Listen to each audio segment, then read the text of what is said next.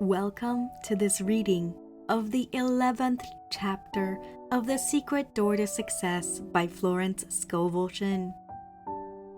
My name is Joanna, and I will be reading for you today.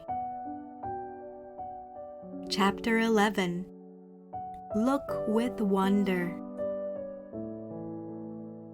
I will remember the works of the Lord. Surely I will remember thy wonders of old.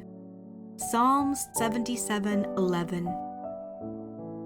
The words wonder and wonderful are used many times in the Bible.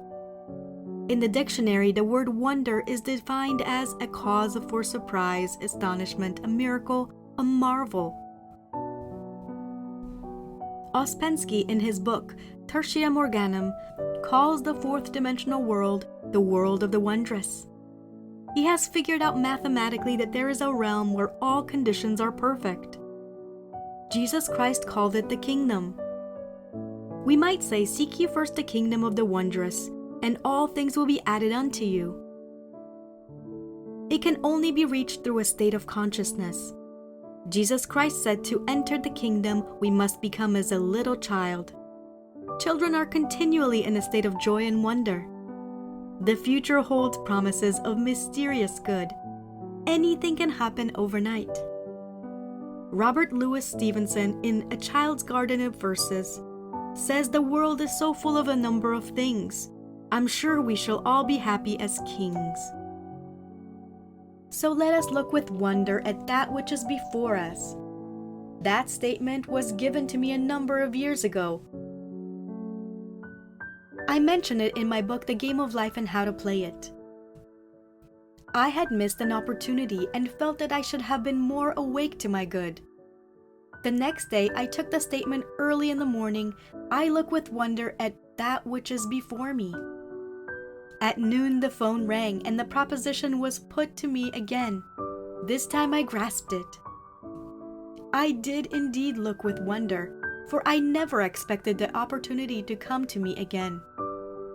A friend in one of my meetings said the other day that this statement had brought her wonderful results. It fills the consciousness with happy expectancy. Children are filled with happy expectancy until grown-up people and unhappy experiences bring them out of the world of the wondrous. Let us look back and remember some of the gloomy ideas which were given us. Eat the speckled apples first. Don't expect too much, then you won't be disappointed. You can't have everything in life. Childhood is your happiest time. No one knows what the future will bring. What a start in life! These are some of the impressions I picked up in early childhood. At the age of 6, I had a great sense of responsibility instead of looking with wonder at that which was before me. I looked with fear and suspicion. I feel much younger now than I did when I was 6. I have an early photograph taken about that time, grasping a flower, but with a careworn and hopeless expression. I had left the world of the wondrous behind me. I was now living in the world of realities, as my elders told me, and it was far from wondrous. It is a great privilege for children to live in this age when they are taught truth from their birth. Even if they are not taught actual metaphysics, the ethers are filled with joyous expectancy. You may become Shirley Temple or a Freddie Bartholomew or a great pianist at the age of 6 and go on a concert tour. We are all now back in the world of the wondrous where anything can happen overnight. For when miracles do come, they come quickly. So let us become miracle conscious, prepare for miracles, expect miracles, and we are then inviting them into our lives. Maybe you need a financial miracle. There's a supply for every demand. Through active faith, the word, and intuition, we release this invisible supply. I will give an example. One of my students found herself almost without funds. She needed $1,000 and she had had plenty of money at one time and beautiful possessions, but had nothing left but an ermine wrap. No fur dealer would give her much for it. I spoke the word, that it would be sold to the right person for the right price, and that the supply would come in some other way. It was necessary that the money manifest at once, and it was no time to worry or reason. She was on the street making her affirmations. It was a stormy day. She said to herself, "I am going to show active faith in my invisible supply by taking a taxicab." It was a very strong hunch. She had got out of the taxi at her destination. A woman stood waiting to get in. It was an old friend, a very, very kind friend.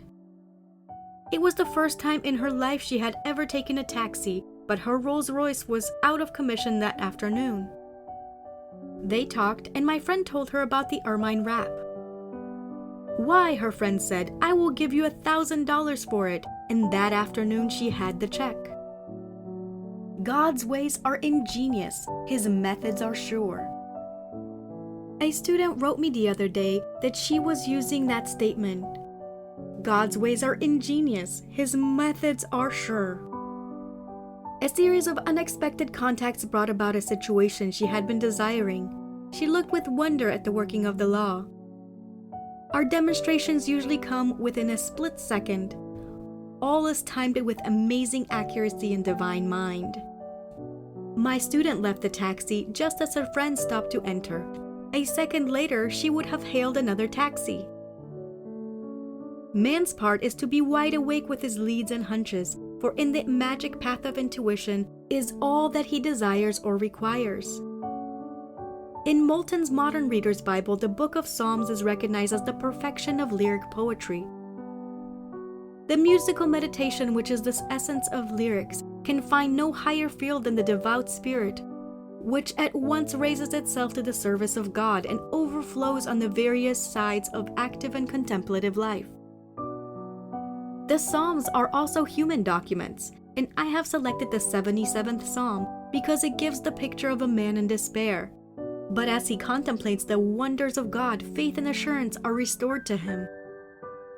I cried unto God with my voice, even unto God with my voice, and He gave ear unto me. In the day of my trouble I sought the Lord. My soul refused to be comforted. Will the Lord cast off forever? Will He be favorable no more? Hath God forgotten to be gracious? Hath He in anger shut up His tender mercies? And I said, This is my infirmity, and I will remember the years of the right hand of the Most High. I will remember the works of the Lord, surely I will remember the wonders of old. I will meditate also of all Thy work and talk of Thy doings. Thy way, O God, is in the sanctuary, who is so great a God as our God. Thou art the God that doest wonders. Thou hast with Thine arm redeemed Thy people.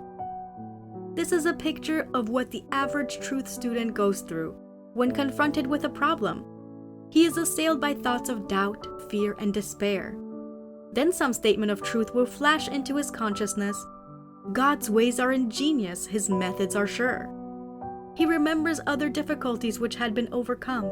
His confidence in God returns. He thinks, what God has done before, He will do for me and more. I was talking to a friend not long ago who said, I will be pretty dumb if I didn't believe God would solve my problem. So many times before, wonderful things have come to me. I know they will come again.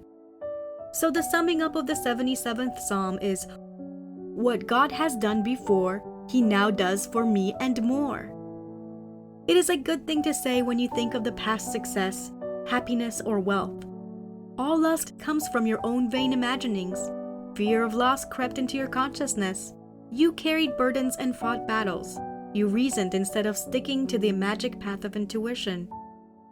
But in the twinkling of an eye, all will be restored to you, for as they say in the East, what Allah has given cannot be diminished.